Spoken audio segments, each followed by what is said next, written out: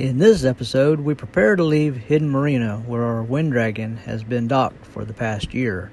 We spent our first week of houselessness staying at Lexi's while we sorted out the last of our Charlotte commitments and recuperated a bit before moving on. While at Lexi's, we visited where she works, Guitars and Cars. Guitars and Cars owner Jason Picard is a luthier, guitar teacher, and avid classic car buff.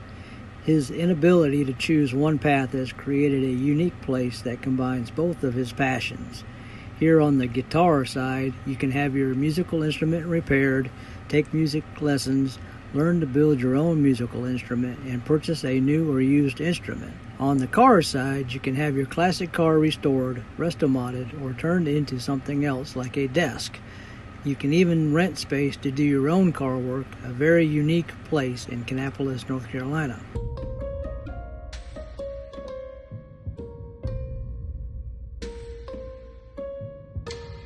Also, while in Kannapolis, we visited the buzzed Viking Brewing Company, a meadery.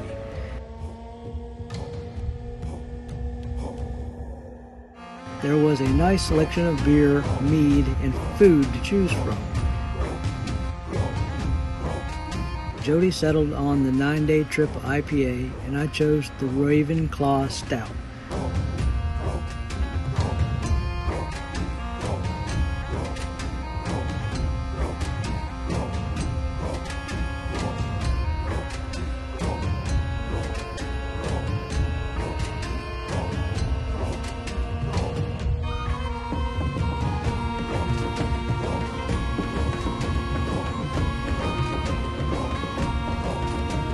We decided the Mother Clucker Axe Cut Pizza was worth a try, and I'm glad to report it was delicious.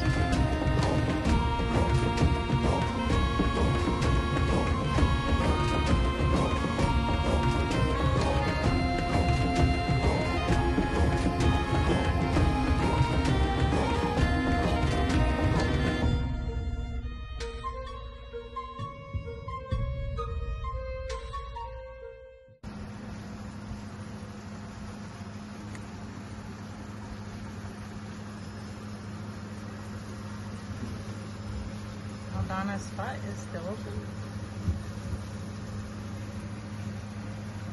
It's the new carver.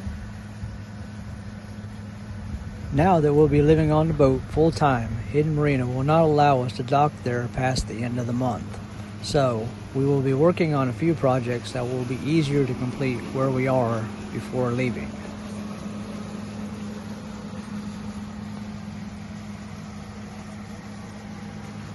The first project we tackled was picking up a new tender. Having seen how much another YouTube channel, Ryan and Sophie Sailing, love their Takacat, we decided to purchase one for Wind Dragon. The challenge was then to fit it in the front storage locker. A little bit lighter than the other. A little bit. The old one there weighs like a ton and can't be lifted unless we use the halyard. Won't fit.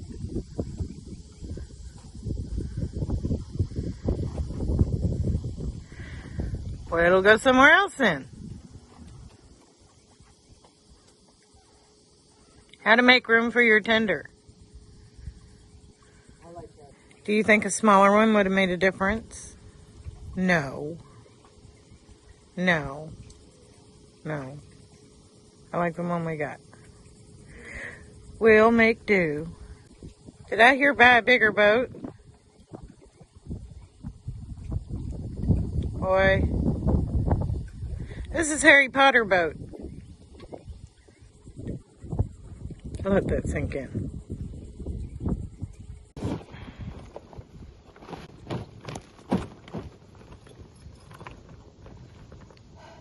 Refolded. Refold. Try number 2. Now we'll see if it's too big around. Nope.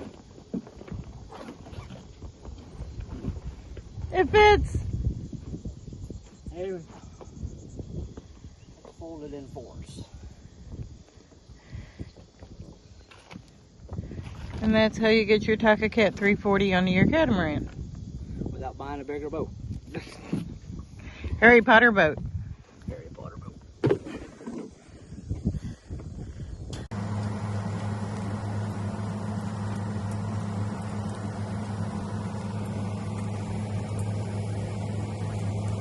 So here we see Will is taking the tarps off in preparation for good things to come.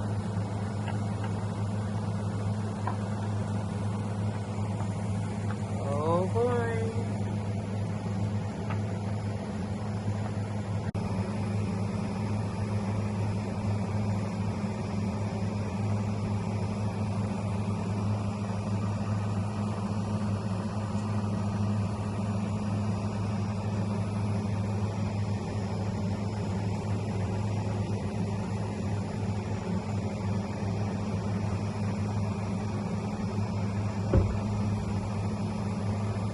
I've been working on replacing the tarps we had over the cockpit with a solid aluminum top. It's been kind of a figure out as I go kind of thing. Been working on how to do it for several months. Lots of drawings, lots of measuring, but still, even when you try to prepare, you still got to adjust as you go, of course. So far it's been going pretty well. I had to get the sheet aluminum in a size that I could fit in the van to get down here. So rather than having one solid piece like I wanted, that would have been 12 foot by a little over 5 feet. I couldn't fit that in the van, so had to adjust. Ended up splitting it up into 4 different pieces. I'm gonna probably pop rivet the sheets together. Right now I've been measuring out for cut to make it fit. Had to notch out the front pieces to make the metal fit the frame. It's going pretty well. Been cut that with a jigsaw, and just been using a side cutter for grinding off the edges a little bit. I still have to finish the back pieces. The back pieces are down here. Got them marked. Gonna have to cut those next. Starting to hear rumbles of thunder. Hopefully it'll stay away long enough. But on the underside, we put 1/4 by 1.5 inch aluminum flat bars to rest the top on, and that way we have the ability to attach things to the frame with ropes or zip ties or whatever, put lights, those kinds of things. Still working on trying to figure out how to best do the sides.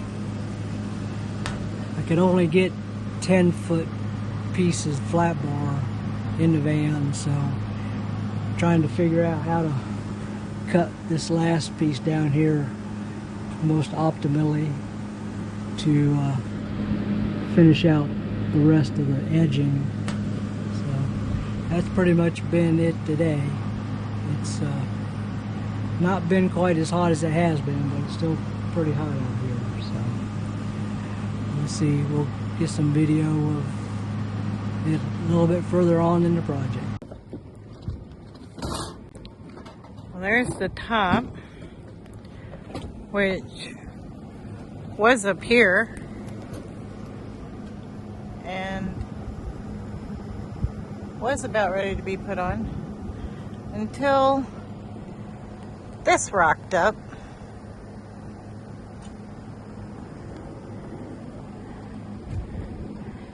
And then we decided that William would take it all back down because we didn't want it to get blown away.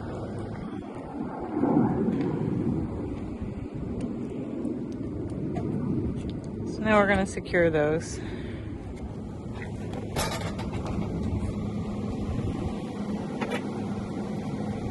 Make sure everything doesn't get wet. Ooh, good call on that one. Just got it put away.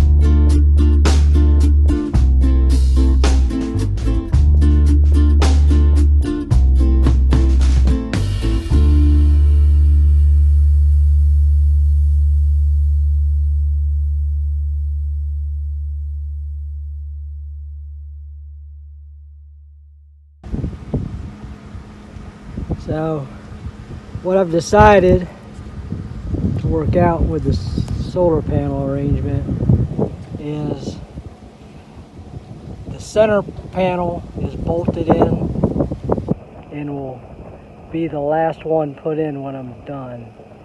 The side panels are fastened with stainless steel angle brackets and stainless steel screws, 3 points on each side.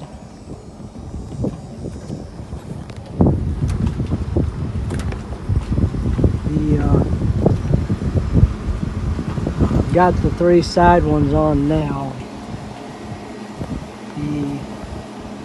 The ones that go here I'll put on when the center panel's out of the way. That way I can fasten that, and then the center panel will drop into the holes in the roof and be bolted down so that I can get to everything this way. So what I still have left to do is put the 3rd solar panel up, get it fastened on the side, and then pull the center panel out, finish fastening the side panels down, and then drop the center panel back in and bolt it in.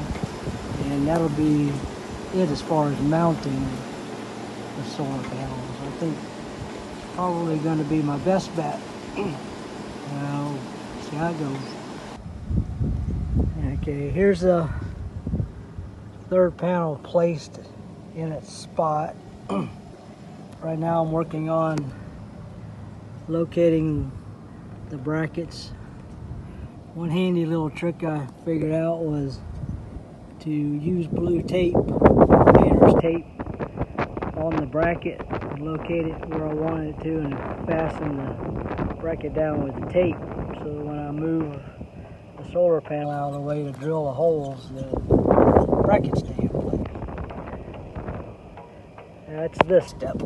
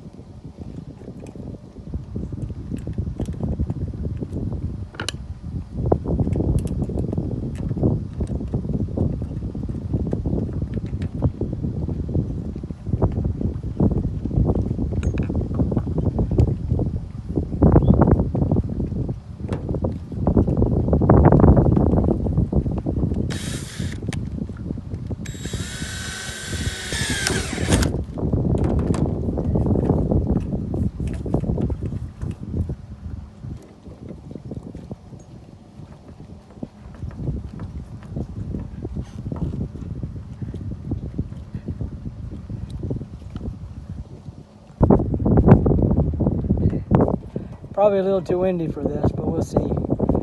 Here's the results of my working this morning on installing the solar panels. They went together pretty well.